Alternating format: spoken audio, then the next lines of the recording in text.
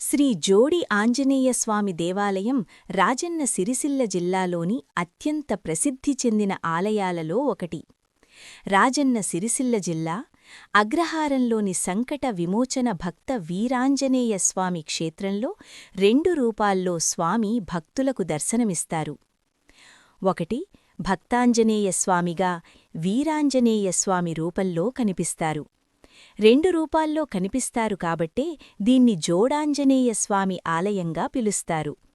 ఆనాటి కాలంలోనే ఆలయ నిర్మాణం పూర్తిచేసి 1958లో స్వామివారి విగ్రహ ప్రతిష్ఠ కార్యక్రమాన్ని వైభవోపేతంగా, శాస్త్రోక్తంగా నిర్వహించారు.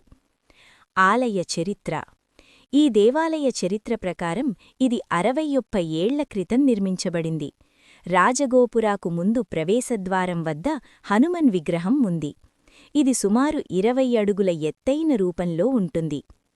ఈ ఆలయం 1957వ సంవత్సరంలో కరీంనగర్ వాస్తవ్యులైన గౌరిశెట్టి రాజేష్ అనే వ్యాపారి కరీంనగర్ జిల్లా నుంచి కామారెడ్డి ప్రాంతానికి లారీలో బెల్లం తరలిస్తుండగా లారీ అగ్రహారం వద్ద ఆగిపోయింది.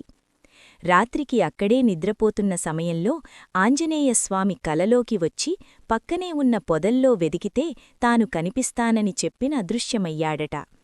వ్యాపారి తెల్లవారుజామున పొదల్లో వెదకగా 2 ఆంజనేయస్వామి విగ్రహాలు కనిపించడంతో ఆంజనేయస్వామి పరమ భక్తుడిగా మారిపోయాడు. స్వామివారికి అక్కడే ఆలయం నిర్మించాడు. ఇక్కడ నూతన వాహనాలకు పూజ చేయిస్తే వాహన గండం ఉండదని భక్తులు నమ్ముతారు. అందుకే దూర ప్రాంతాల నుంచి ఇక్కడకు వచ్చి వాహనాల పూజ చేయించుకుంటారు. ముఖ్యంగా ఈ మార్గంలో వెళ్లే లారీ డ్రైవర్లు తప్పనిసరిగా ఆగి స్వామివారిని దర్శించుకొని ధైర్యంగా ముందుకెళుతుంటారు. ఉమ్మడి కరీంనగర్ జిల్లా కేంద్రంలో ఉన్న కొండగట్టు ఆంజనేయస్వామి ఆలయం తర్వాత అగ్రహారం ఆంజనేయస్వామి ఆలయంలోనే ఎక్కువగా వాహన పూజలు జరుగుతాయని అర్చకులు చెబుతుంటారు. ఏటా హనుమాన్ జయంతి ఉత్సవాలు ఘనంగా జరుగుతాయి. అలాగే పెద్ద జయంతి, చిన్న జయంతికి హనుమాన్ మాలలు ధరించడానికి ఈ క్షేత్రానికి భక్తులు పెద్ద సంఖ్యలో వస్తారు.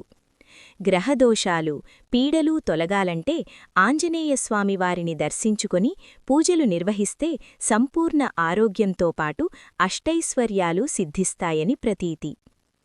అగ్రహారం ఆంజనేయస్వామివారి ఆలయ ఆవరణలో మహాశివుని ఆలయం, శ్రీ సరస్వతీమాత ఆలయం, తులసీమాత అమ్మవారి ఆలయం, నవగ్రహాల మండపం ఉంది.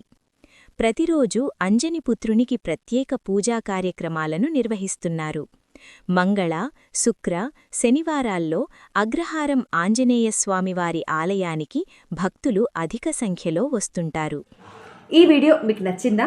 అయితే ఈ వీడియోని లైక్ చేసి మీ ఫ్రెండ్స్ అండ్ ఫ్యామిలీతో షేర్ చేసుకోండి. ఇలాంటి మరిన్ని మంచి వీడియోస్ కావాలి అనుకుంటే మా ఛానల్ని సబ్స్క్రైబ్ చేసి మమ్మల్ని ఎంకరేజ్ చేయండి. మరి మరొక వీడియోలో మరొక ఆసక్తికరమైన అంశంతో మళ్ళీ కలుద్దాం. అంతవరకు సెలవు.